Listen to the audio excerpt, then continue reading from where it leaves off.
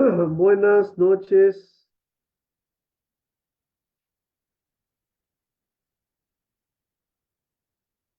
Hola, ¿cómo están, Mauricio? ¿Todo bien? Bien, ustedes. Bien, bien, bien. Hola, Profesor, buenas noches.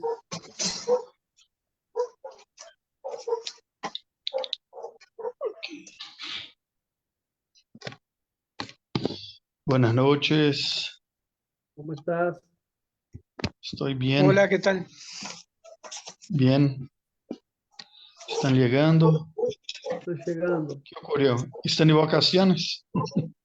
No, porque en mi clase anterior sobre la hora. Ok. Entonces,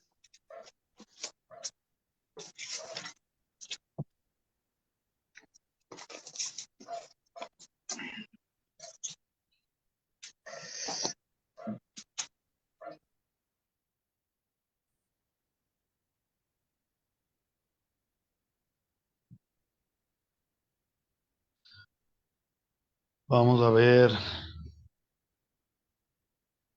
Hoy tenemos informaciones importantes.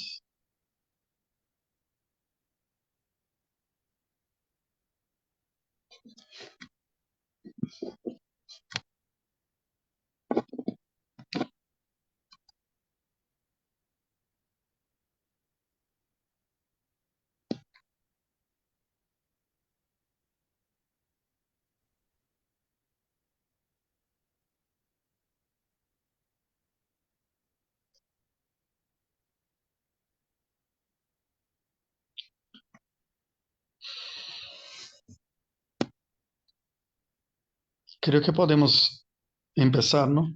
sí, Sí.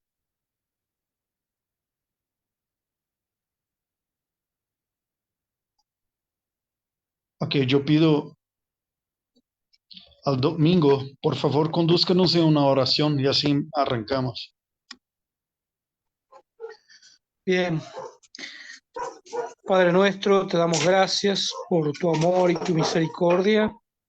Gracias, Padre, porque eres bueno para con nosotros, porque nos has dado a tu Hijo Jesús para que podamos creer en Él por medio de la fe que nos has entregado y por medio de Él, Señor, tener libre acceso a tu presencia. Te damos las gracias por la obra que Él ha hecho allí en la cruz del Calvario. Gracias, Padre amado, por tu Hijo Jesucristo. Gracias, Señor Jesús, por tu sacrificio allí en la cruz. Te damos las gracias, Padre, por poder estar una vez más en esta reunión del seminario. Te pedimos tu dirección por medio de tu Santo Espíritu para estar siendo guiados por ti con toda sabiduría, tanto al profesor como a cada uno de nosotros. Y ponemos toda la clase en tus manos. Te damos las gracias. En el nombre de Jesús. Amén. Amén, amén. Gracias a Dios. Ok, buenas noches a todos. Bienvenidos. Ya estamos avanzando para la parte final de nuestro curso, ¿no? Ya la tercera parte final. Y así como tenía planeado, hoy nosotros empezamos esta tercera parte final.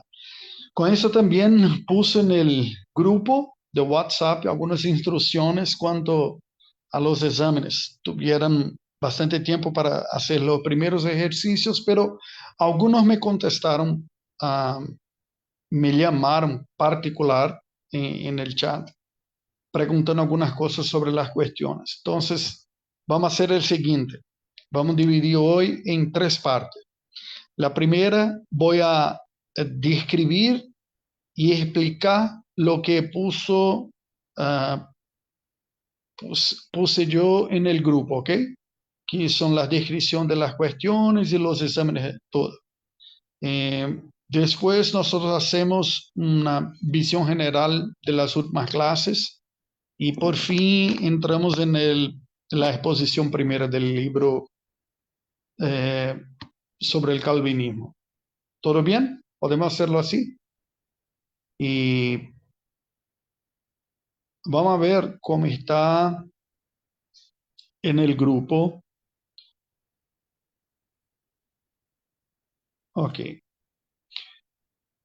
Para que puedan acompañar y ver como ejemplo de la actividad, porque algunos preguntaron cómo hacer este examen para esta semana, ¿no?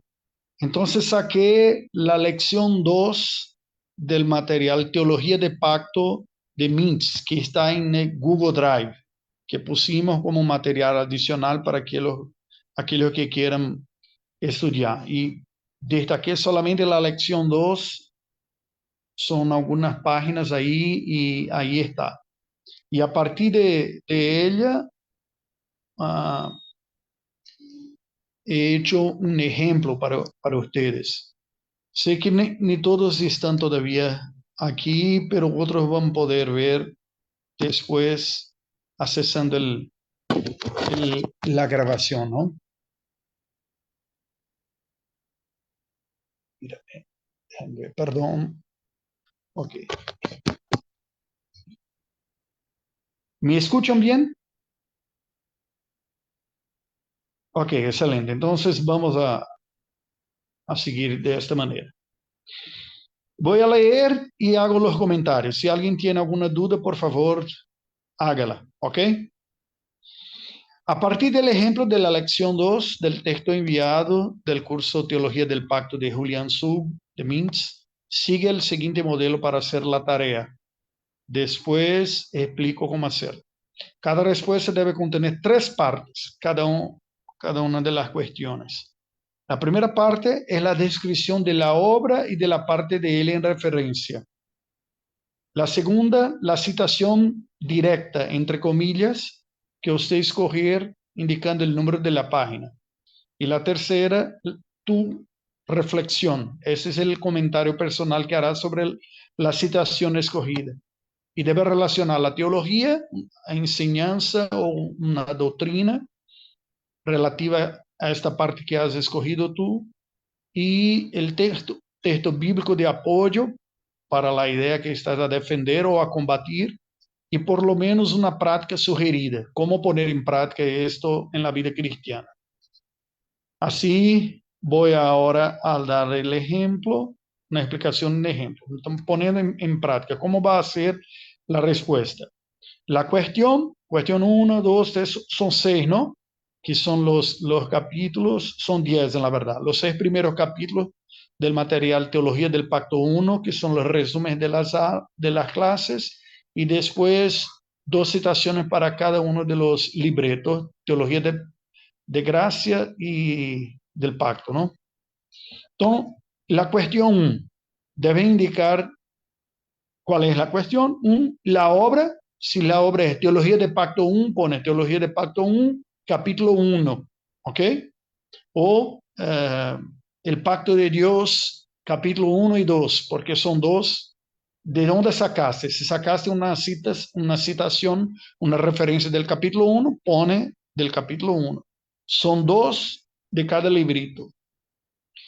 Después haces la citación propiamente dita. Después que describir cuál es la obra y cuál es el capítulo que está sacando, haces la citación entre comillas. Preferencialmente una citación directa, porque se ponen entre comillas, ¿no? La citación directa no va a interpretar, va simplemente sacar algo que te destaca tú del texto que estudiaste. Una idea importante, fuerte, positiva o negativa, que rechazas, aquel que quieres trabajar. Copia esta parte que se va a envasar tu reflexión. Y por fin, tu reflexión, que son comentarios personales. En esta parte, que es un poco más larga, pero todo debe ser solamente un parágrafo. No necesita ser páginas. Na verdad, no debe ser. Debe demostrar tu capacidad y objetividad también en esto aquí. Tengo esta idea y concordo con esto, relaciono con esto porque así dice la Biblia en otra parte y hago así en nuestra vida, podemos poner en práctica de esta manera.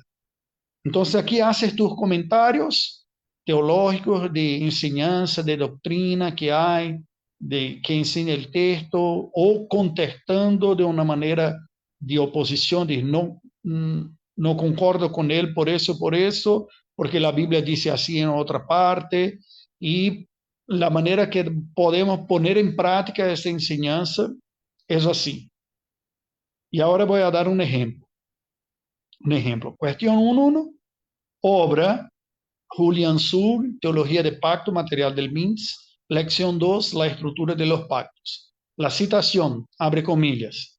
Dios prometió a Israel, por medio del profeta Jeremías, Jeremías 31, 31 hasta 34, que él entraría en su mejor pacto con Israel, en un mejor pacto con Israel, hecho sobre mejores promesas que llevaría a Israel a ser bendecido. Cierre comillas, página 19. Esa es la citación. Ahora viene la tercera parte, que es la reflexión, su comentario personal. Entonces alguien podría, por ejemplo, decir sobre esto.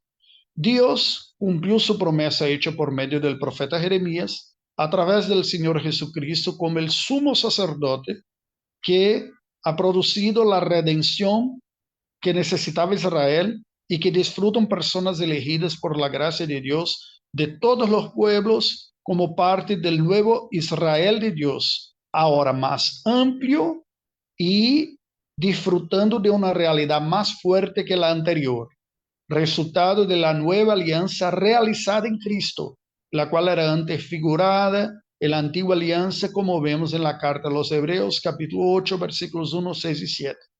Y ahí viene la referencia bíblica. Ahora bien, describiendo, ahí está. Bueno, así es como se debe hacer cada una de las cuestiones, ¿ok?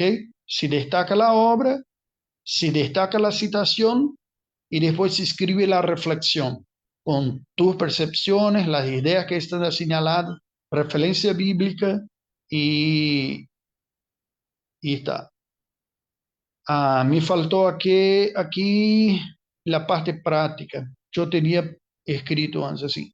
Basado en esta verdad, nosotros somos animados a predicar el Evangelio en la certeza de que Dios está alcanzando sus escogidos por todo el mundo. Ese es un ejemplo de parte práctica. Otra, podemos alabar a Dios con gratitud por hacernos parte de la nueva alianza que se extendió hacia nosotros, sudamericanos, y nos incluye en un pacto que antes era solamente o primariamente con los judíos. ¿Comprende? Es de manera que podemos ponerlos en práctica que estudiamos. Y no sé por qué no está aquí la parte práctica. Yo tenía destacado. Ahí está. Esta verdad debe estimular a nosotros cristianos a compartir el Evangelio con muchos, bajo la certeza de que Dios está estableciendo su nueva y poderosa alianza con muchas más personas en la nueva alianza. ¿Ok? Entonces aquí está completo, como debe ser. ¿Hay alguna duda, hermano, sobre esto o no? Tranquilo, ¿no? Tranquilo. Por favor, no escriban hojas y hojas, olhas y olhas, páginas y páginas. Cada cuestión puede tener solamente un parágrafo. ¿Cuál es la idea? Pero, profesor, está sencillo demasiado, estoy aburrido de hacer este examen. La idea no es que te aburres, la idea es que tengas contacto con el material, reflexiones sobre él y busques relacionar con la vida. ¿Comprende? Esa es la idea. Es una tarea académica porque hay citaciones, hay pesquisa.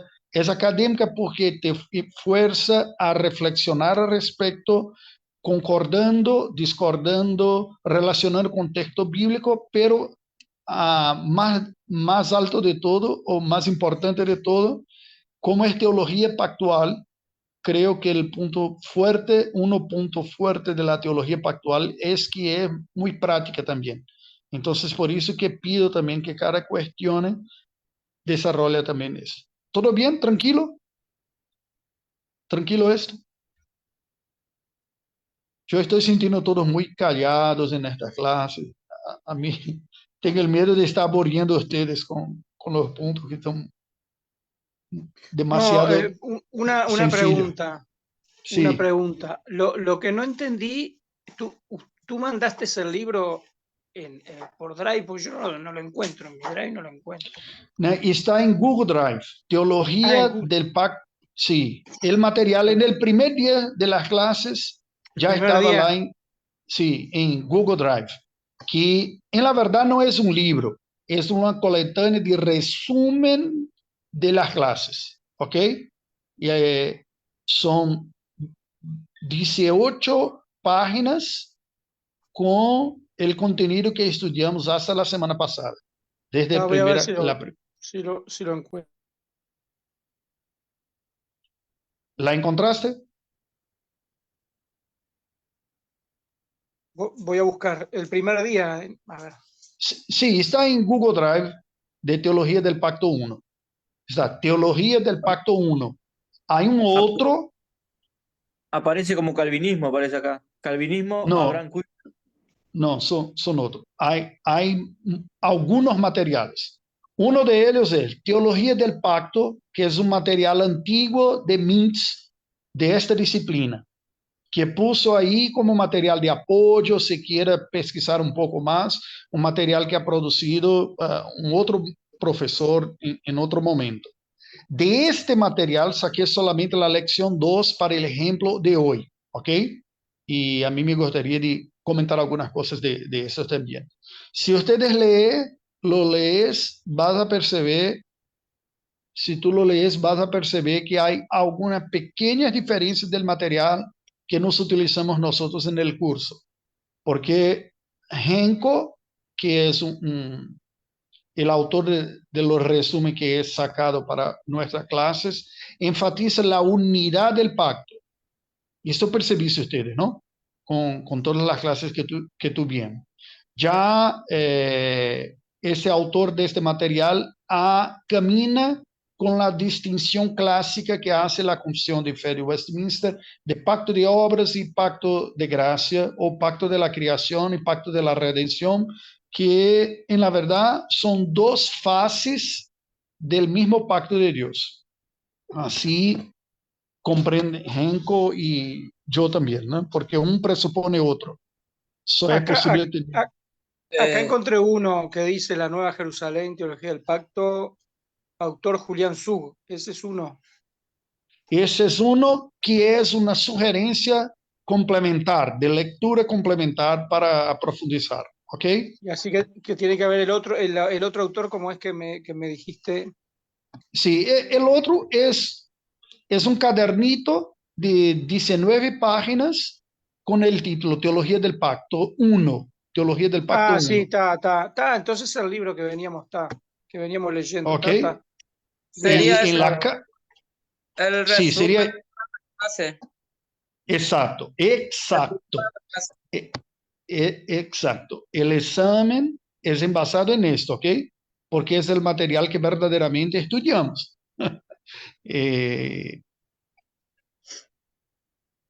¿Hay alguna duda? No. Aunque los títulos sean prácticamente lo mismo, porque ponga tu atención en el autor, porque el autor de que estamos trabajando es Henko.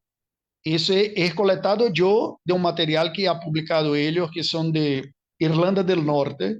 Es una editora de Irlanda del Norte que ya me utilizo de ellos hace años en mi ministerio de enseñanzas. Y como ellos tienen material traducido para castellano y otros tantos, entonces así lo saqué, ¿ok? Teología del Pacto 1. ¿Hay alguna duda? No. ¿Está clarito ahora? Sí, profesor, una pregunta. Sí, hágala. ¿Esa visión de Hermann Hanko niega el pacto de obras o lo ve o lo interpreta de una forma distinta a la tradicional? Entonces, el punto, esa es una buena pregunta que haces tú. En el medio tradicional, conservador, confesional, reformado y presbiteriano, no hay uniformidad de todas las ideas. Ese es un punto que necesita muchos comprender, porque en el primer momento las personas conocen un aspecto de la teología reformada por una línea y lo toma como si fuera la única expresión e interpretación, incluso conservadora, tradicional, histórica, y no es así, ¿comprende? Si nosotros pusiéramos así, la teología de Westminster, la teología de las tres formas de unidad continentales, que Helvética y la Confesión Belga y el Catecismo de los Cánones de Dort, y también pusiéramos el neocalvinismo de Abraham Kuyper junto, vamos a perceber que tiene la misma idea. Son bíblica conservadora, embasada en la estructura pactual que hace Dios. Pero hay énfasis distintas y comprensión distinta. Algunos se comunica la teología del pacto diciendo, tenemos dos pactos, un de obras o de creación, hay una pequeña diferencia entre ellos, pero básicamente es la misma, y otra que es de la gracia o de la redención, ¿ok? Porque estos términos aparecen en la Confesión de Fe de Westminster, pacto de las obras y pacto de la gracia. Pero la teología subsecuente, reflexionando sobre esto, y yo sigo esta idea, dice que en la verdad no son dos pactos como opositores entre sí. Son dos momentos distintos de la ejecución pactual que Dios hace en la historia. ¿Ok? La base de todo es la realidad de la creación. Es la realidad de la representación pactual que hizo Dios inicialmente con Adán y después con nuestro Señor Jesucristo. Y basado en eso nosotros experimentamos la gracia con las condiciones perfectas originalmente a Adán, y después de la caída, la redención que vino por la gracia de Dios. Entonces, así, es un pacto que es gracioso, pero este pacto se manifestó en la creación con obras por parte de Adán. Como hubo el pecado, empieza un otro aspecto del pacto de Dios, que es el pacto de la redención. No hace sentido hablarnos de redención si no hay caída. ¿Concorda? Redención presupone una caída. Y no hace sentido imaginarnos que Dios ha elaborado la redención solamente después que cayó Adán, porque Dios todo lo conoce y, por supuesto, ya lo estableció todo. Tanto es que Jesucristo es llamado el Cordero de Dios que ha sido inmolado desde antes de la fundación del mundo. Si es antes de la fundación del mundo, es antes de la creación. Entonces, la propia redención es una realidad planeada por Dios antes de la creación. ¿Ok? Claro. Ajá. Y otra cosa, yo sé que esto por ahí es un tema que por ahí puede ser complicado de definir, pero tengo entendido que dentro de los teólogos presbiterianos y reformados, hablemos, o sea, presbiterianos de Westminster o reformados holandeses, Sí. continentales, hubo teólogos que algunos negaron el pacto de obras y por eso algunos lo consideran como heterodoxos, pero otros no es que lo hayan negado, simplemente que no estaban de acuerdo con la etiqueta. No sé si me explico. Sí, sí. Y creo que sea precisamente ese el punto, porque Claro. hay una discusión un poco más fuerte que se hace, que es el siguiente. El texto de Westminster puede sugerir para algunos que Adán estaba como bajo un teste y por qué no se fue aprobado es que entra un plan B de la parte de Dios, que es la redención. ¿Comprende? Y Claro. esto racionalmente no se sustenta, porque Dios es omnisciente y ya ha elaborado la redención desde antes de la creación. Entonces, la reflexión teológica puso esto como etiqueta, básicamente. Hay esta comprensión de, hay una etiqueta que es obra y gracia, pero que engendra muchas dudas en la cabeza de las personas, porque pone en oposición realidades, como si pone obra y gracia, puedes comprender malo que en el pacto con Adán no tenía gracia. Y en el pacto con Jesús no hay obra, ¿comprende? Y es equivocado los dos. Entonces, por esto, algunos renombran llamando de pacto de la creación, porque ha establecido en la creación propiamente dita y pacto de la redención que aparece después de la caída. Aún Claro, así, perfecto. aí Sí, Ranco destaca que aún así todo es gracia, porque todo es pacto de gracia. Adán no merecía nada, ha sido criado por la gracia de Dios, tuvo perfectas condiciones por la gracia de Dios, tenía condiciones de obedecer por la gracia de Dios, caminaba con Dios por la gracia de Dios, no lo merecía, comprende, no era un mérito propiamente, era gracia, claro, pero era una gracia que se vivía sin conocer pecado. Y en ese sentido, mira, permite hacer un paralelo acá. Es la misma gracia que ha sostenido los ángeles fieles. ah, sí, Los, ángeles, sí, los ángeles fieles no son fieles porque son merecedores, son claro, sustentados por la gracia de Dios en fidelidad, ¿ok? Y, claro, pero la distinción, ¿te acuerdan? La distinción entre los ángeles elegidos y los hombres elegidos es que los ángeles elegidos son preservados en fidelidad y los claro, hombres elegidos son redimidos de la caída.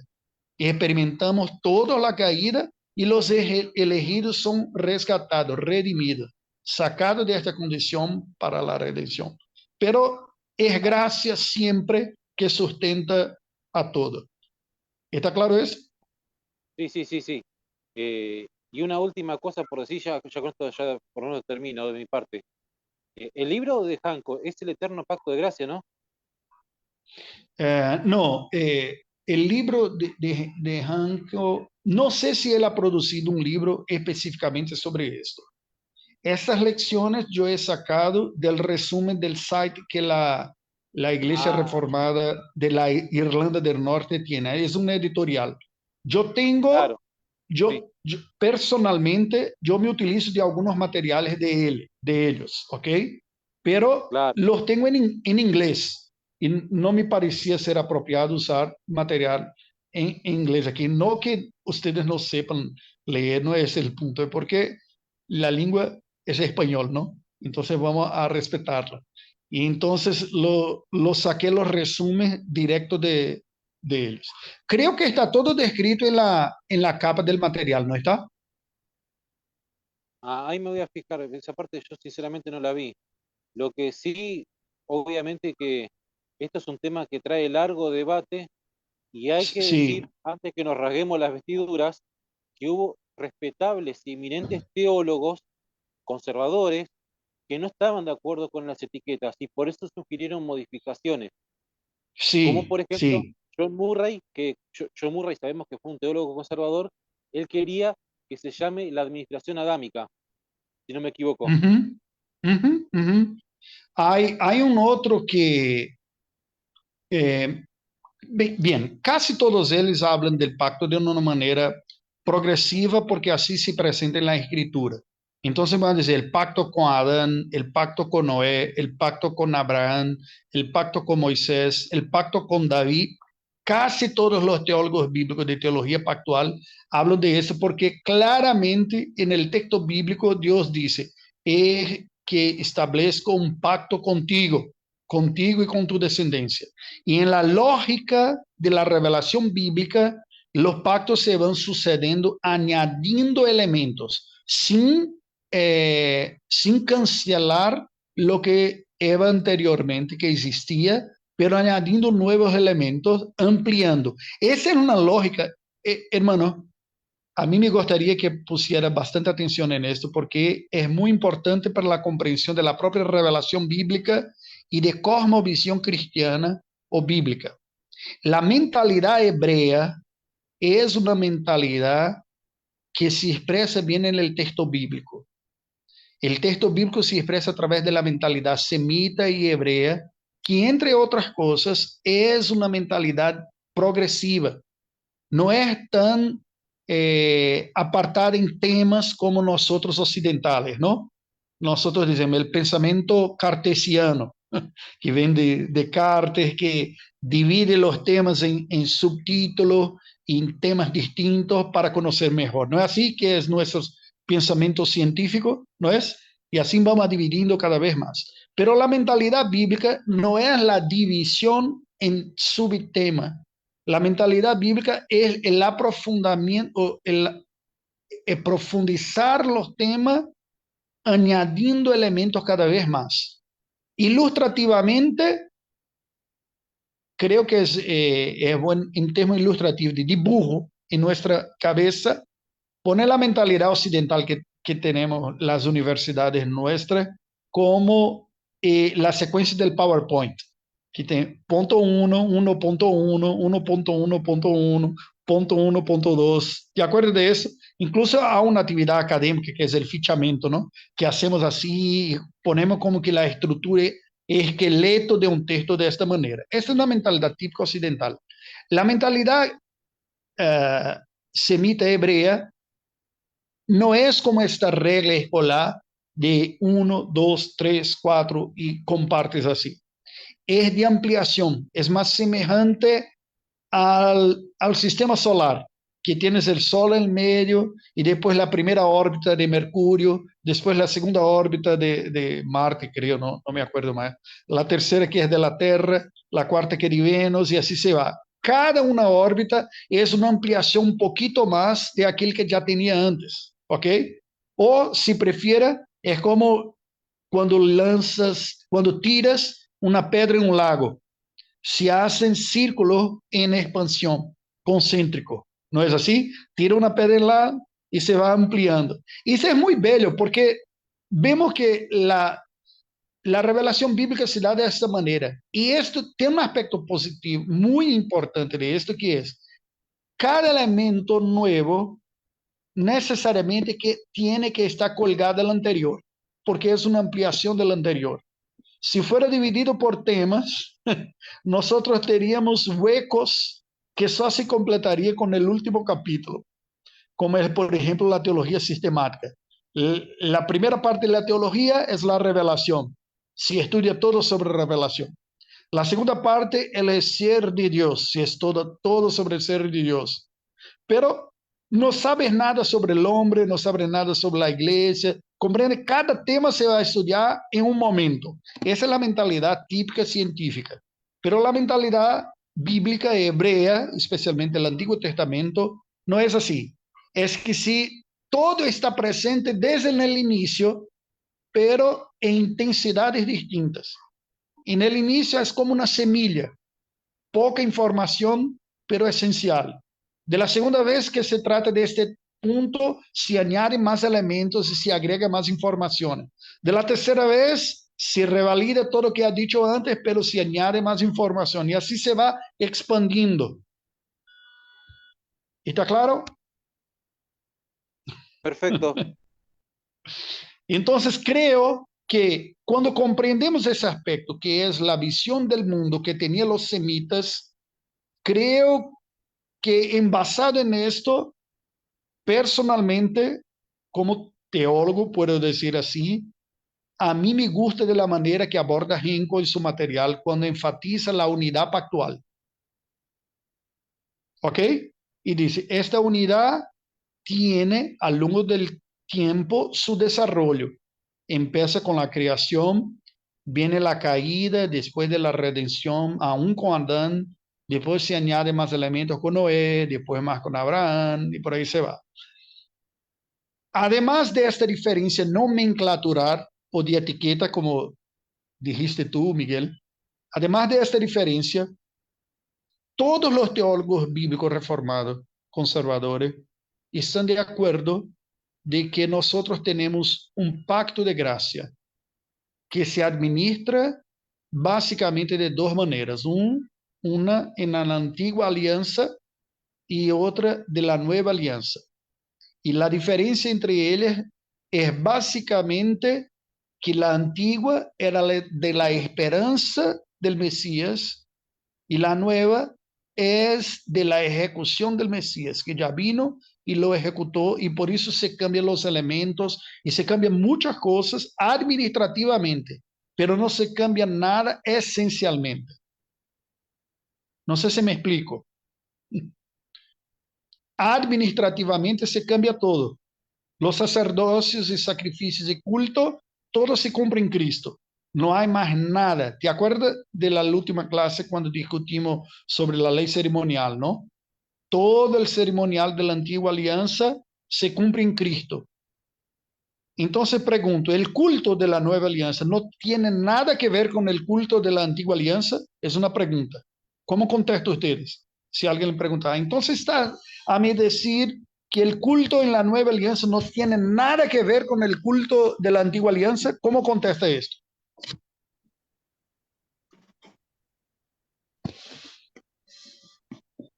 Los aspectos externos aparentemente no tienen nada que ver, pero el culto de la antigua alianza apunta al cumplimiento de lo que se hace hoy. Por ejemplo, la Pascua, la celebración de la Pascua es la cena del Señor hoy. El pasaje bueno, otro es el bautismo, etcétera, etcétera, ¿no? Y varias cosas se van repitiendo. O sea que el culto ceremonial lo que hace es figurar las cosas que vendrían después. Por Exacto, ejemplo, el Domingo, exacto. candelabro, la menorá es Sí, la luz, el pan, la luz, yo soy la levadura luz, exacto. Ve que exacto, todos esos elementos se cumplen en Cristo. La menorá, el candelabro, Jesús ha dicho, yo soy la luz del mundo, ¿no? El pan del maná, yo soy el pan de la vida, el verdadero pan que vino del cielo para ustedes. El cordero, yo soy Juan Bautista dice, el cordero de Dios que saca el pecado del mundo. Los panes de las proposiciones de las primicias de la harina, Jesús es la primicia de la iglesia. Entonces, todo que está en el Antiguo Testamento, externo, no hay más. Pero en su sentido teológico es el mismo, cumplido en Cristo, que se realiza en Cristo, ¿ok? Entonces decimos, ¿quiere decir que el culto de la nueva alianza no tiene nada que ver con el culto de la antigua alianza? Y tiene todo que ver y nada que mirar. Tienen todo que ver en el sentido y nada que ver ocularmente, físicamente. No necesitamos de ninguno de los objetos para los ojos, pero tenemos el mismo significado para el espíritu. Antes ellos anunciaban lo que esperaban y nosotros anunciamos lo que ya recibimos en la historia. Claro, aún hay un aspecto de esperanza que es con el regreso de Cristo que todos esperamos. Para nosotros el regreso, para los judíos aún la venida, ¿no? Aún están por algunos, ¿no? Porque algunos no tienen el Mesías como literal. Ok, hermano. ¿Claro esto? Y entonces, que estaba aclarado sobre las cuestiones son estas. Vamos a seguir. Estoy poniendo también acá el examen 2, que es para el día 5 de junio. Por tanto, no está lejos. Pero si ya hicieron ese primer y están acostumbrados con la manera, y así lo harán. Y aquí va a ser un poco distinto. De cada bloque de 3 capítulos, comencemos las clases entre los capítulos 7 y 18 del material Teología del Pacto 1. Transcriba una afirmación importante. O sea, si hay capítulos 7, 8 y 9, de los 3 te va a escoger solamente uno de estos y una citación, ¿ok? Lo que lo prefieras. Después, la segunda cuestión, de los capítulos 10 hasta 12, la tercera de 13 hasta 15 y la cuarta de 16 hasta 18. Sacas uno y haces lo mismo. Haces las citaciones y haces tus reflexiones y implicaciones con referencia bíblica y aplicación. Y las cuestiones de 5 hasta 10 vas a hacer el mismo, pero sobre el libro, conferencia sobre el calvinismo. Cada cuestión, una de las exposiciones. La primera exposición, la segunda, la tercera, cuarta, quinta y sexta. De manera que el examen 2 también tendrá 10 parágrafos, ¿ok? El primer, que están para entregar pronto, en esta semana, son 10 siendo de los 6 primeros capítulos y 4 envasados en 2 libritos. Y el segundo examen son 10 también distribuidos conforme está descrito ahí. El tercer y último, ojalá será hecho en vivo, como hicimos en la última materia que estudiamos, epístolas pastorales, en la hora misma de la clase, en el día 19 de junio, con todo el contenido estudiado. Pero son cuestiones de múltiples, para que se marque, o verdadero y falso, o indique cuál es la respuesta cierta, y por ahí se va. Y en esta fecha también indicarás la lectura del libro Conferencia sobre el Calvinismo. ¿Ok? Cuanto a los exámenes, las actividades de esta clase, de esta materia, ¿alguna duda? No.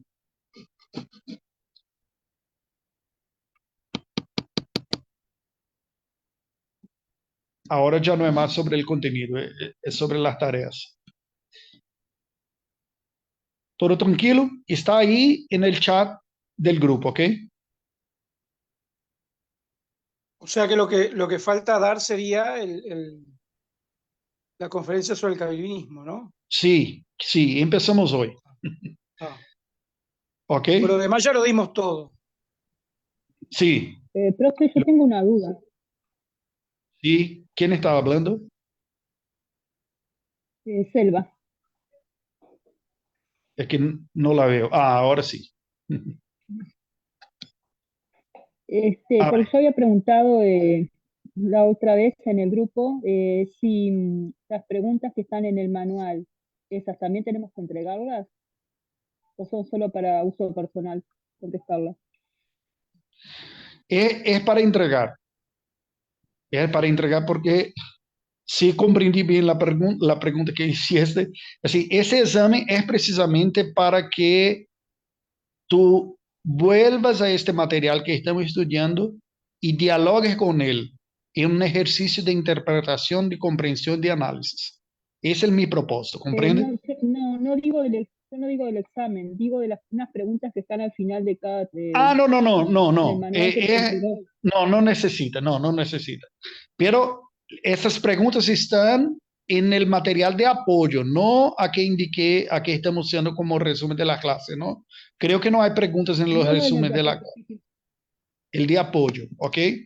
Porque ese es, ¿por qué he enviado esto? Porque era un material de una clase del mismo tema y que ya ha sido utilizado por MINTS antes y creo que sería útil tener este material y lo indiqué para ustedes para que agreguen, ¿ok?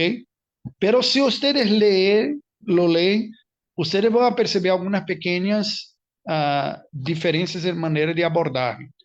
Henko aborda enfatizando la unidad pactual, en cuanto que este maestro, él camina de la manera más tradicional que hace esta distinción de creación y redención, o obras y gracia.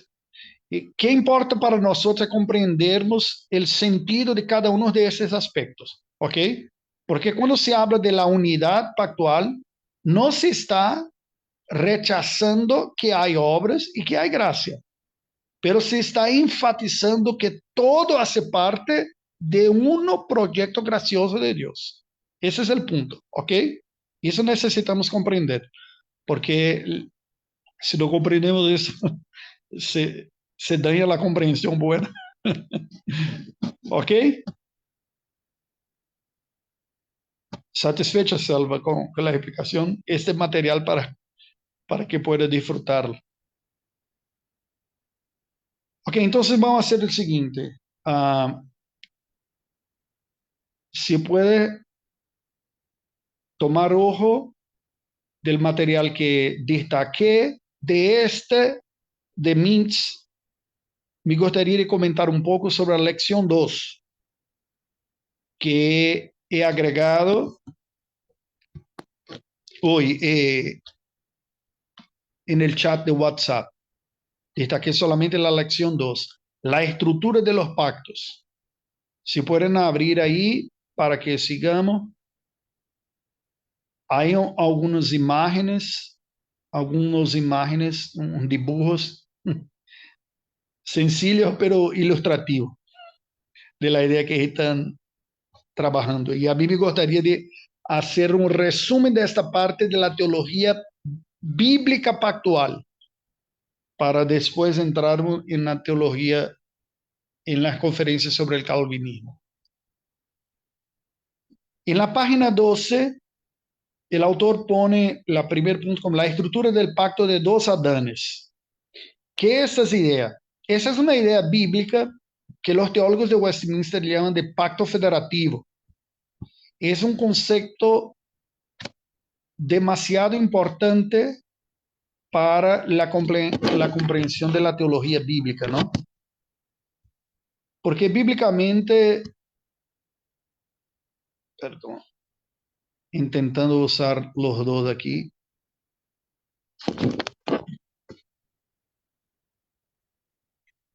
¿Qué pasa? Ustedes están... Ah, ahora sí. Ahora los veo, porque no estaba viendo.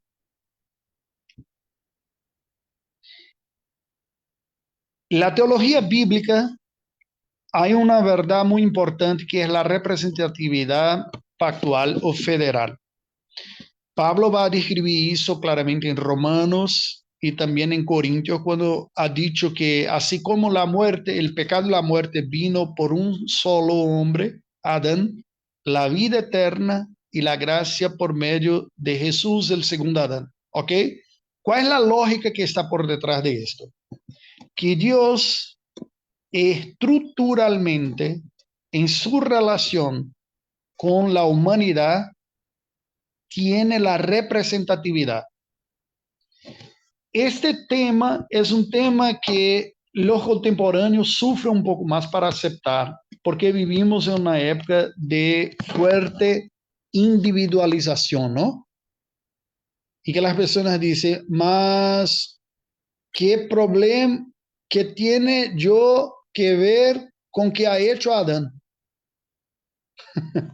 ¿Cuántas veces nos vimos incluso algunos chistes que dicen, cuando ver a Adán en el cielo, vamos a tener una charla muy fuerte?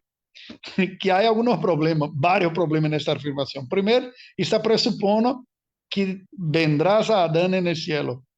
Incluso que estarás tú. Si es cristiano, sí. Si es nacido de nuevo, sí. Pero no son todos que van a encontrar con Adán, ¿no? Y el otro, de que tendremos en la gloria una mentalidad semejante a que tenemos acá hoy, bajo de los efectos de pecado. Yo creo que en el cielo no tengo duda que nadie se va a querer tener una pelea teológica con nadie. Nosotros estaremos todos glorificados, disfrutando. En la verdad será al revés. Vamos a estar allá de ahora todo hace sentido más claro. Yo sofría tanto en las clases de teología de Mintz ahora y está todo claro acá. Entonces será un poco distinto este punto, ¿no?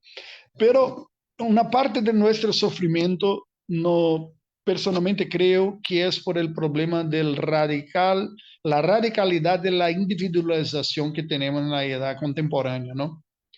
A lo largo de la historia, tal vez fuera más fácil si aceptar el hecho de la representatividad. Y nosotros, incluso hoy, lo vivenciamos eso, ¿no? Si eliges un presidente que tiene una línea ideológica que sea, y implementa leyes a ese respecto, lo afecta a todos los gobernados, ¿no? Si eliges una asamblea general, una asamblea constituyente, lo que sea, de parlamentares que tienen líneas ideológicas otras, se van a crear ley, promulgarlas y los afecta a todo.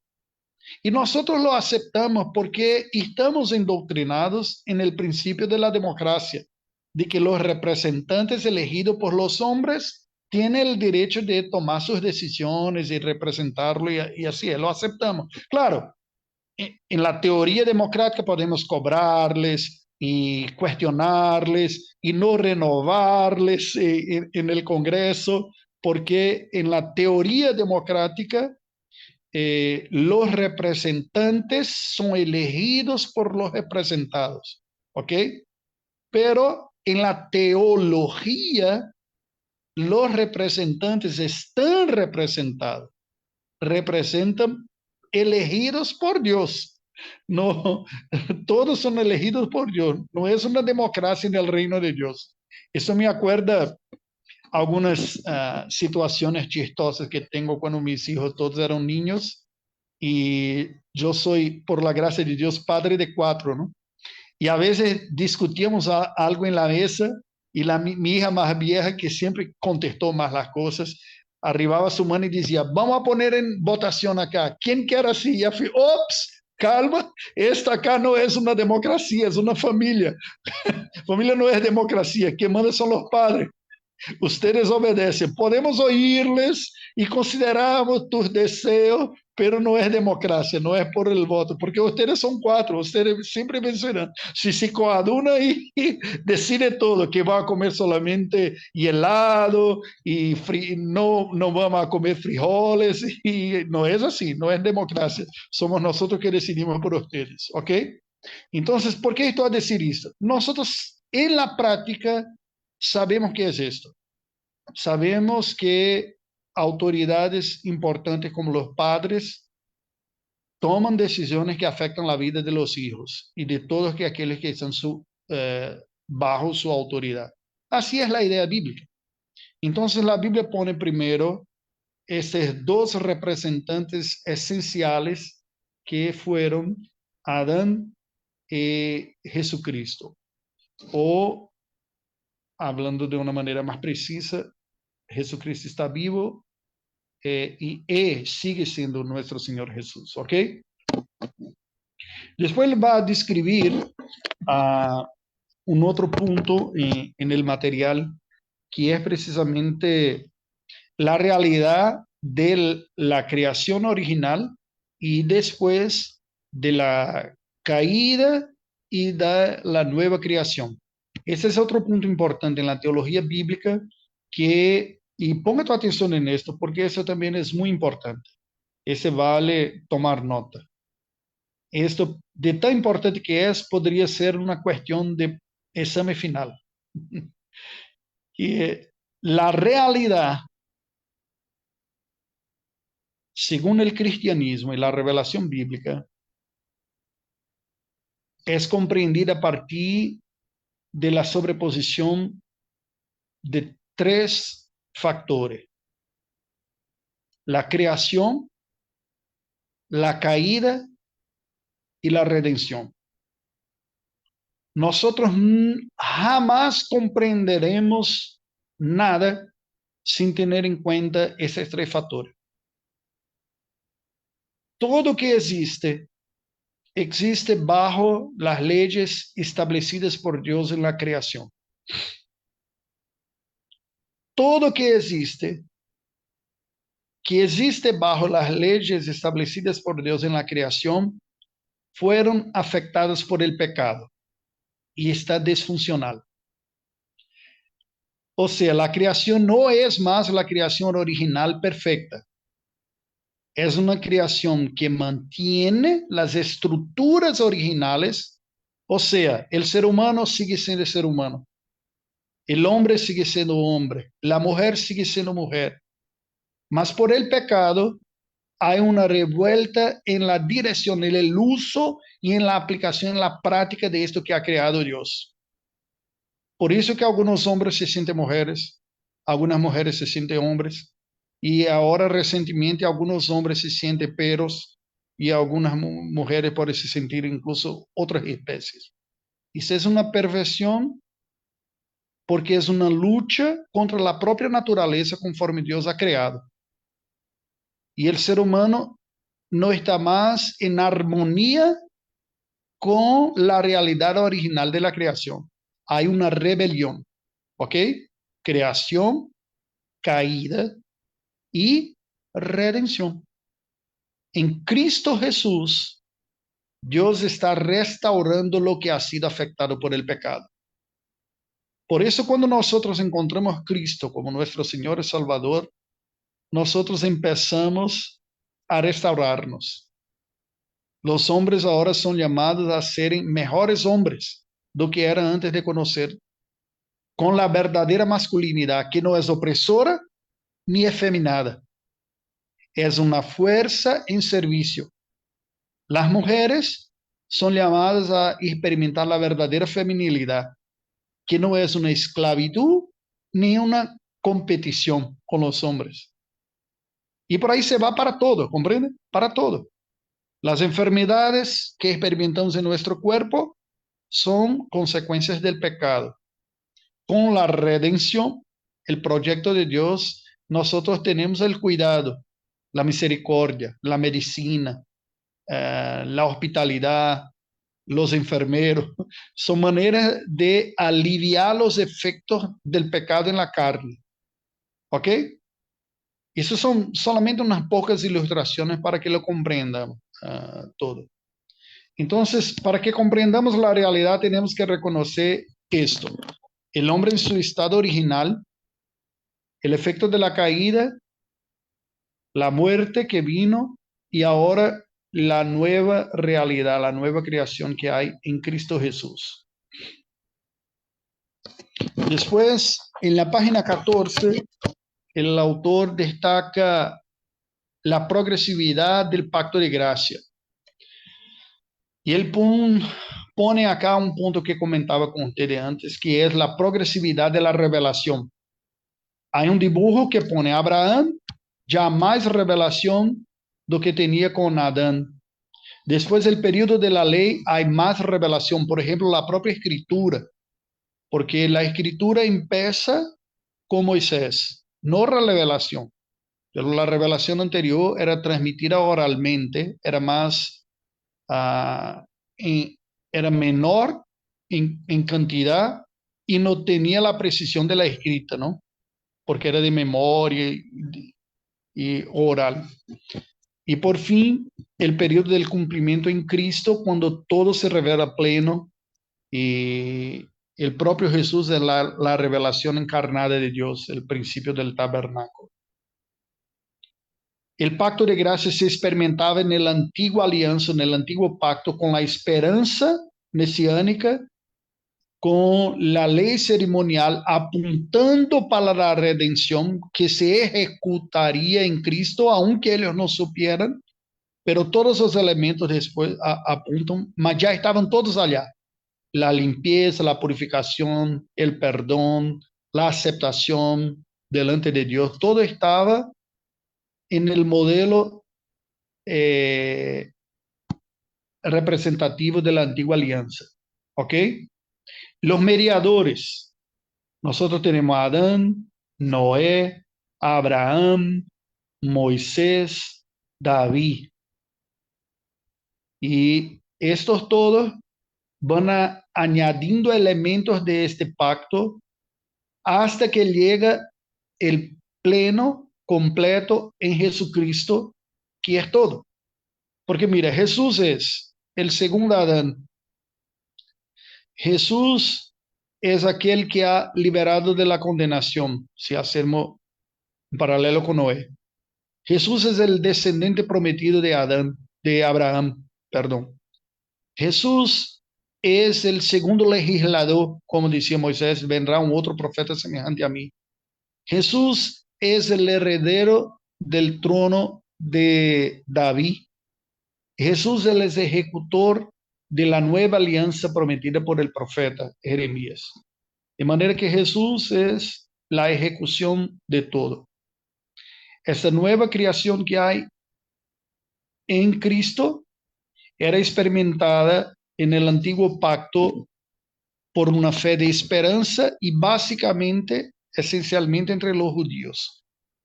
Con la resurrección de Cristo, eso se extiende, se amplía para todos los pueblos sin más distinción de los pueblos. Hay un dibujo que pone él en la página 17 que dice que antes, en la antigua alianza, haciendo referencia a un otro texto que comentábamos en la semana, no sé si la última clase o la penúltima clase, del texto de Colosenses que dice que todas aquellas cosas eran como sombras, pero la realidad es Cristo, ¿no? que el cuerpo es Cristo. Entonces él pone eso. Que tenía antes la antigua alianza era la copia, la sombra, la promesa. Que tenemos en la nueva alianza en Cristo es la propia realidad, es la propia sustancia de la sombra, es el cumplimiento de la promesa. Es el mismo pacto de gracia, pero en momentos distintos. Un esperando y el otro ya experimentando la realidad esperada, pero por los anteriores. Los creyentes, por tanto, del Antiguo Testamento, ellos eran salvos con una fe que miraba adelante, para el futuro, en un Salvador que vendría. Los creyentes después de Jesús son salvos por una fe que mira al pasado, por aquel Jesús que ya vino, aunque también mira al futuro aguardando su regreso. Pero estamos en la seguridad de que históricamente ya vino, ¿no? Ese es más fuerte. Y este único pacto de gracia, como describe él en la página 19, se presenta este pacto que se va progrediendo poco a poco. En Adán se ha presentado como la semilla, como el descendiente de la mujer. Y Noé se ha presentado por la preservación de la familia de Noé. En Abraham es presentado como su descendiente, la semilla de Abraham. En Moisés nosotros vemos esta gracia demostrada en la ley, particularmente en la ley ceremonial apuntando para Cristo como el perfecto. En David se ha representado con la regencia del rey, el trono, el pacto del gobernante que se asentará en el trono para siempre. Y este es Jesús. Es muy curioso esto porque no sé cómo interpretan los judíos este tema, ¿no? Cómo abordan este tema, que es el tema del reinado eterno. Porque se interrumpió, Jerusalén fue destruida por los romanos en el primer siglo aún, y solamente regresar a la tierra de Canaán en el siglo pasado todavía no tiene rey. Cuando vemos en la perspectiva cristiana, eso está claramente establecido porque Jesús es este descendiente de un reino que era espiritual, como él mismo ha descrito. Mi reino no es de este mundo, ¿no? Ese es el punto. Y por fin, en la página 22, se le hace una comparación con la visión dispensacionalista que propone una idea que la verdad es absurda, que es una división en la línea de tiempo con 7 maneras de Dios manifestar la redención. En la primera fase, con Adán antes de la caída, sería salvo por la inocencia, pero desobedecieron, no se quedaron más inocentes, se perdieron. Después sería de la conciencia del propio pecado. Después del gobierno humano. Después de la promesa, en el periodo de Abraham, porque fue solamente la promesa. La ley con Moisés, la gracia en el periodo de la iglesia y un reino milenario que vendrá en el futuro. El gran problema de esta visión es que pone un Dios que se va todo tiempo cambiando la relación con la humanidad. En un momento interage con la humanidad por un medio, en otro momento por otro medio, salva de una manera, después de otra manera, después de otra manera. Parece alguien que está todo tiempo tentando consertar algo que se va dañando, ¿sabe? Un profesional no bueno, de no buena calidad, y que se está construyendo algo y hay un problema y tenta consertar y no conserta y después tenta de nuevo y intenta de nuevo y intenta de varias veces distinto. Y es complicado mirarnos a Dios de esta manera, ¿no? Porque hay un problema, bien, hay varios problemas en esta visión. La primera de ellas es que si Dios conoce todo tiempo, solamente por su omnisciencia, no sabería él que no sería muy positiva esta manera toda de, porque no se va efectivamente, aunque sea eficaz, ¿no? La manera de administrar. Después, hay un problema mismo de la propia naturaleza de la salvación. Si tenemos como uno de los principios básicos de la reforma protestante la justificación por la fe, esa sería una justificación para apenas un periodo de la historia de la humanidad. En otros periodos no sería justificado por la fe, sería justificado por su propia obra, no por la obra de Cristo. Es posible que alguien va a presencia de Dios que no sea por la obra de Cristo. Es complicado esto, entonces hay muchos problemas en esa visión. Y así nosotros vemos en visión general el contenido hasta hoy. Hermanos, a mí me gustaría de oírles un poco sobre eso, sobre el resumen de esta visión general. Si alguien tiene algo a comentar, a decir, una pregunta, lo que sea, por favor, hágalo en este instante.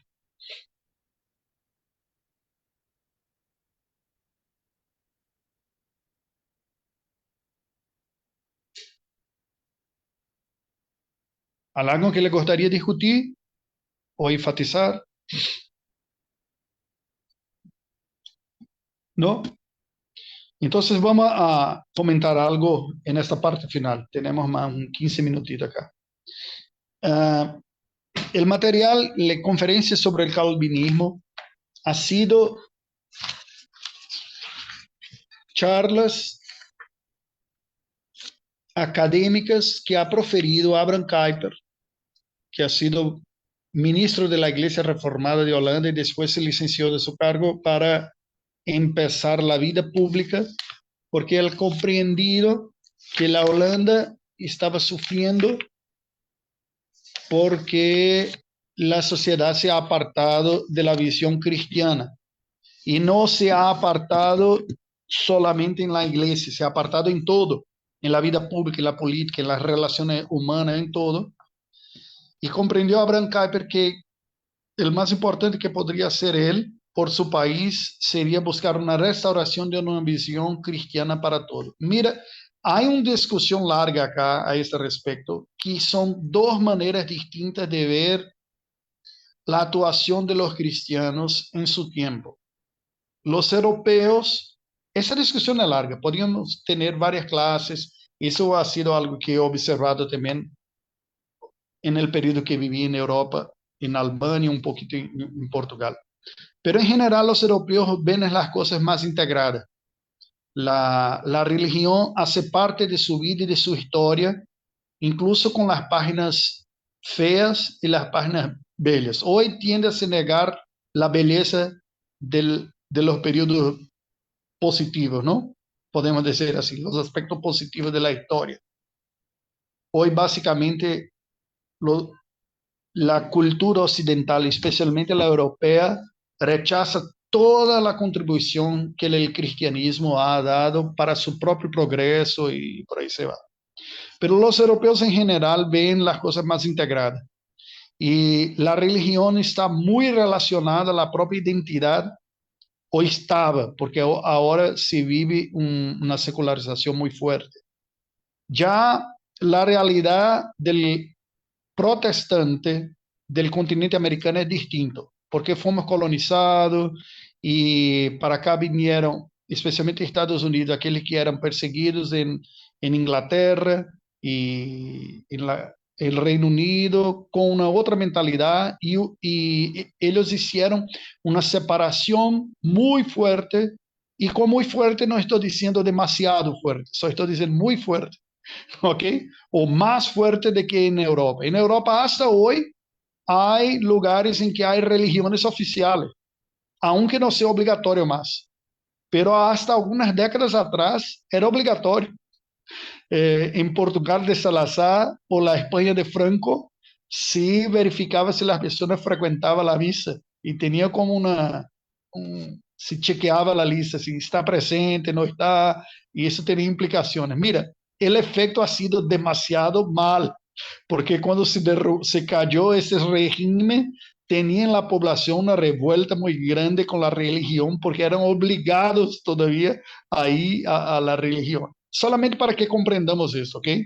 Porque no me parece que Estados Unidos nunca ha producido a alguien como Abraham Kuyper. una persona de la religión, de la teología, y que después se involucra fuertemente en la vida política y académica, porque él ha sido fundador de la Universidad Libre de Ámsterdam, que ha sido una tentativa de restauración de la pesquisa académica universitaria a partir de una cosmovisión cristiana, ¿ok? Solamente para que comprendamos acá, tiene una importancia, hay una disputa, hay una pelea intelectual, teológica hasta hoy, de cuál es el mejor camino. La evidencia histórica parece apuntar de que el camino europeo no ha sido bien sucedido, que es un camino de más involucramiento cultural, de que los cristianos deben estar más, ¿cómo se digo? ¿Cómo puedo decir? Los cristianos deben estar más involucrados en las transformaciones de la sociedad. Y en cuanto que la énfasis estadounidense ha sido en la construcción de la iglesia, en el foco ministerial a partir de la iglesia, de que debemos ser cristianos seguidores de Jesucristo, ¿ok? En general se reconoce que la énfasis europea en la sociedad ha debilitado un poco la propia acción ministerial de la iglesia. Y la énfasis estadounidense en la iglesia ha alienado un poco a los cristianos de sus tareas en la sociedad. No sé si me explico. Pero yo sigo la idea de aquellos que en reflexión concluyen que el ministerio primordial de la iglesia es hacer discípulo, es eclesiástico, es de la predicación del evangelio para la salvación, la regeneración y la constitución de la iglesia de Dios sobre la faz de la tierra.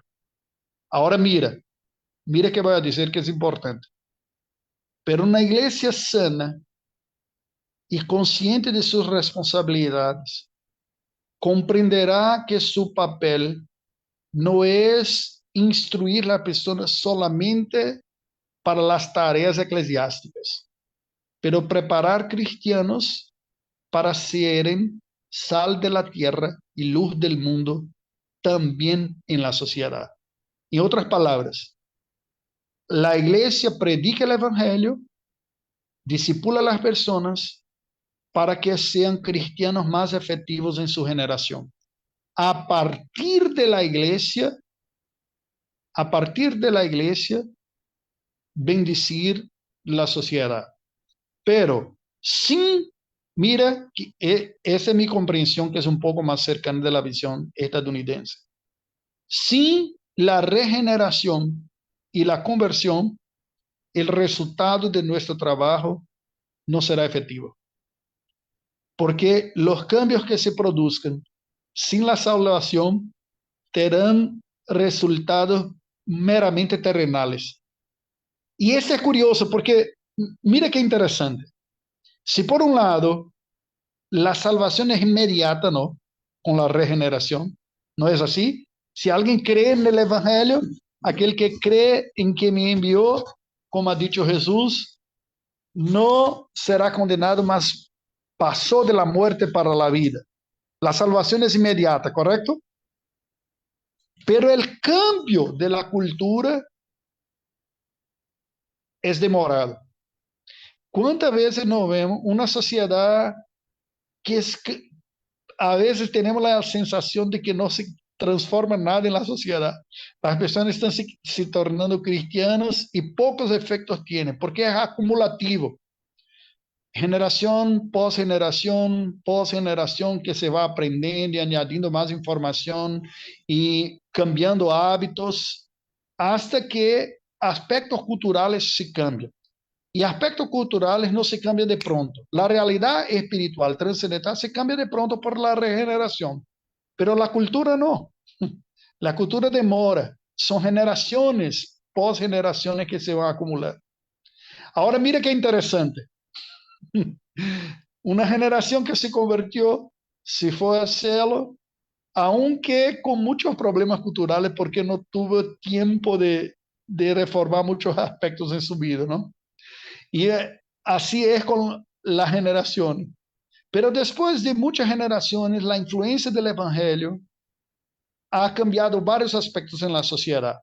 La honestidad, el trabajo serio, la dedicación con los estudios, con el trabajo. Estoy hablando acá de los cambios que pueden se producir en una sociedad, la fe cristiana. Y nosotros tenemos vastos materiales hablando sobre eso, desde uno de los padres de la sociología, Max Weber, en la clásica obra de La ética protestante y el espíritu del capitalismo, aunque su tesis central tenga un problema. Pero se verificó que la fe protestante ha producido un desarrollo civilizacional y enriquecimiento de nación. Este es consensual, hermano, en la academia, ¿ok? Consensual. Católico, protestante reconoce eso de todo cuanto. Ahora mira qué interesante. Este cambio social ha sido un efecto del mensaje cristiano en estas culturas. Pero después de algunas generaciones, estos pueblos ya no creen más en el Evangelio y en la Biblia como la palabra de Dios. Están perdidos espiritualmente, pero como la cultura es demorada para cambiar, ellos mantienen algunas características que son frutos del cristianismo, aunque no sean más cristianos, como la honestidad, la justicia, el trabajo fuerte, y por ahí se va. No hacen eso por los mismos motivos que hicieron sus bisabuelos o sus antepasados, que era para la gloria de Dios. Hacen con otras motivaciones, para tener más plata, para tener suceso, lo que sea, ¿ok? Pero es impresionante como cuando te vas a una nación europea, como te vas, por ejemplo, a Portugal, como fui yo, te entras en un autobús y no hay un cobrador. Y todo brasileño que se va allá se pregunta, mas si no tiene nadie para cobrar, ¿no es posible que la persona venga y entre y salga sin pagar? Porque es una mentalidad típica de alguien que no se desarrolló en estos aspectos civilizacionales. Porque nosotros estamos en vigilancia, ¿no? En América Latina, tiene que cobrar, porque si no se va a buscar ventaja. Ese es un punto. Acá en Panamá, por ejemplo, se va a una tienda popular, en la puerta hay un fiscal para verificar si estás con las mercancías que la nota fiscal dice que está, y te va a conferir. Y personalmente me siento muy mal, ¿no? Porque parece que está desconfiando que soy ladrón. Y digo, mira, mas ya pagué, ya pasé por la caja y ya pagué, aún tiene que otro ir a ver si es así mismo.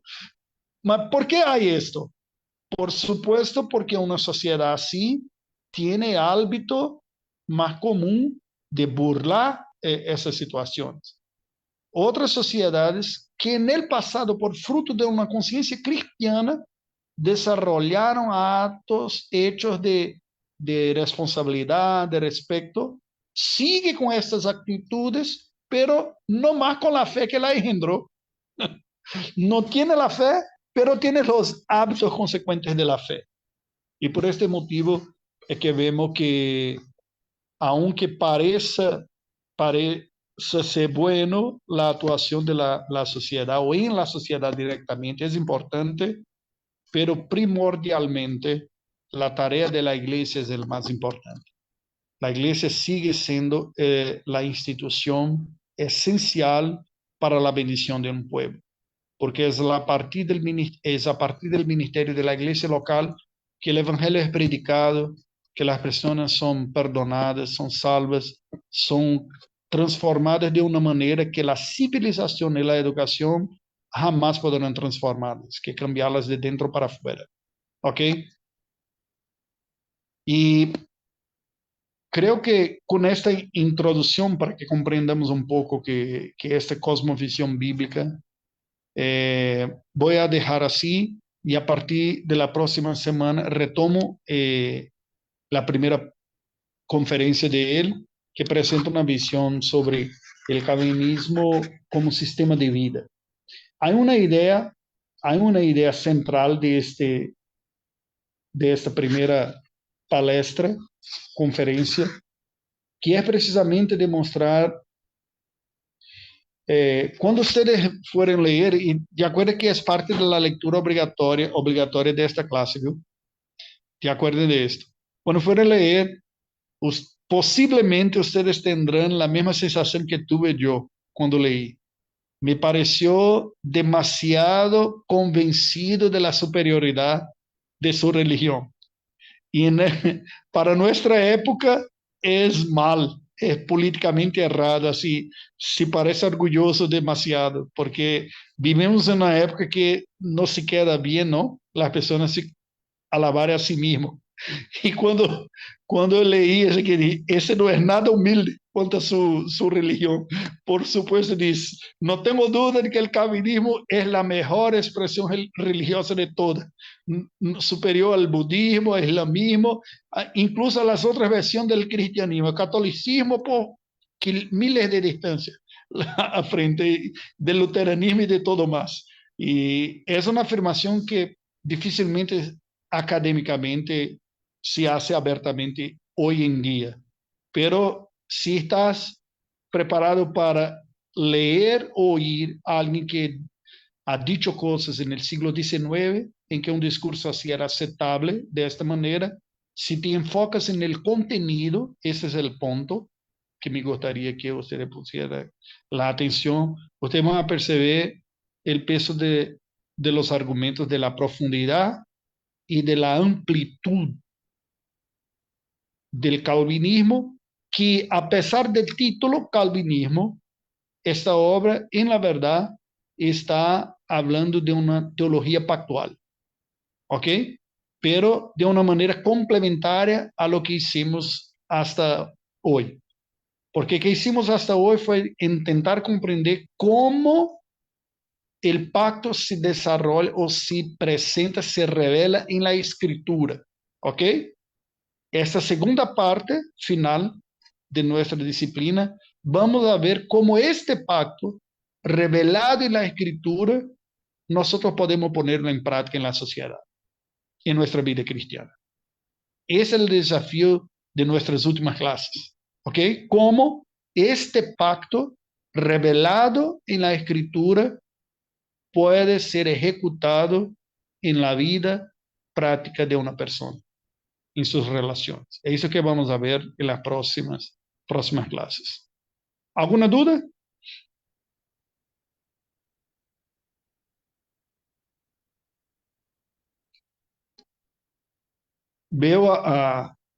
Todavía veo apenas 3 acá. Estoy preocupado. No sé si los otros están aburridos y ya no aguento más hablar de tanto. Así es. Si no hay duda.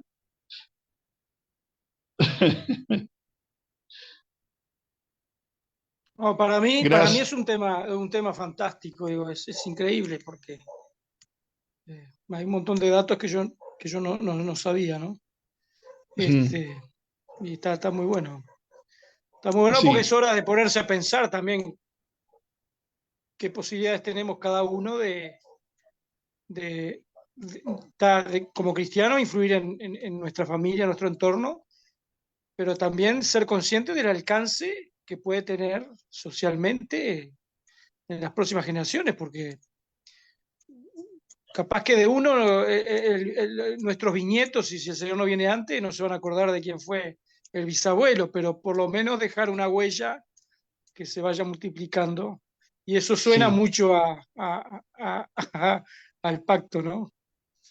Exacto, exacto. De generación en generación. Ese es un elemento, podemos decir que hay un aspecto acumulativo, factual, y que está presente en la Biblia, porque te acuerdas que Dios dice, yo visito la iniquidad de los padres y los hijos hasta la tercera y cuarta generación, y con bendición hasta la milésima generación. Entonces, eso es importante decirlo, porque nosotros vivimos en una época demasiado individualizada, y permítame hacer una afirmación un poco polémica y es complicado hacerlo cuando se está grabando. Hay, hay también influencias culturales de quién aprendemos el Evangelio. ¿Ok? La cultura semítica, que es del Antiguo Testamento y que sigue en el Nuevo Testamento, tiene la consideración de la importancia pactual, colectiva, no solamente individual. Cuando pone que así los padres van a comunicar esta cosa a los hijos en el camino, está diciendo que Dios mismo ha establecido la familia como una institución esencial para la formación espiritual. Nosotros lo llevamos y ponemos todas las cuestas en las espaldas de la iglesia, del pastor y de la profesora de escuela dominical. Pero cuando Pablo escribe, por ejemplo, a Timoteo, dice, yo me acuerdo de la fe que hay en ti, la misma que tenía tu madre y que tenía tu abuela. Y tú sabes de quién lo aprendiste. Entonces, hay un aspecto familiar. Nosotros vamos a comentar sobre esto en breve, en las próximas clases, porque esto hace parte de la teología pactual, ¿ok? El pacto no es extremadamente individualizado. El pacto tiene el reconocimiento de las instituciones, porque Dios estableció instituciones también en el mundo, no solamente individuos. Tiene individuos, pero tiene instituciones. La institución familiar, la institución gubernamental, la institución de policía y por ahí se va. Entonces, cuando tenemos una comprensión bíblica, pactual, sabemos reconocer el papel, la función de cada una de estas instituciones. Y cuando una se ven a se omitir, el resultado lo afecta a la sociedad. Puede tener certeza de eso. Alguna otra intenta compensar, pero no es la institución original establecida por Dios para hacer aquel papel. Eso estoy adelantando un poco de algún aspecto que vamos a comentar, ¿ok? Así es. Hermanos, vamos a orar y así cerremos hoy. Y yo pido al pastor Mauricio Rolín que nos conduzca en esta oración, por favor. Bien, hermanos, oramos y damos gracias a Dios. Padre, gracias te damos, Señor, una vez más por las verdades de tu palabra que han sido enseñadas una vez más, oh Dios, y como decía el domingo, Señor, como la palabra nos alumbra el entendimiento y nos amplía, Dios, la manera de mirar los propósitos eternos, Dios, para nuestras vidas, de nuestras familias, de tu iglesia, Dios, y para el mundo también, oh Dios, como tú te has revelado como un Dios que gobierna soberanamente toda la historia de la humanidad. Te agradecemos por ese tiempo, bendecimos también al profesor, de su familia, y oramos también a Dios que tú bendigas a cada iglesia aquí representada. Señor, nos encomendamos en tus manos y pedimos tu bendición sobre nosotros, en el nombre de Jesús. Amén. Amén. Dios le bendiga. Muchas gracias, profesor. Nos vemos, Un hermanos. placer. Bendiciones. De nada. Chao, Dios les bendiga. Chao. Chao, Chao. chao, bendiciones.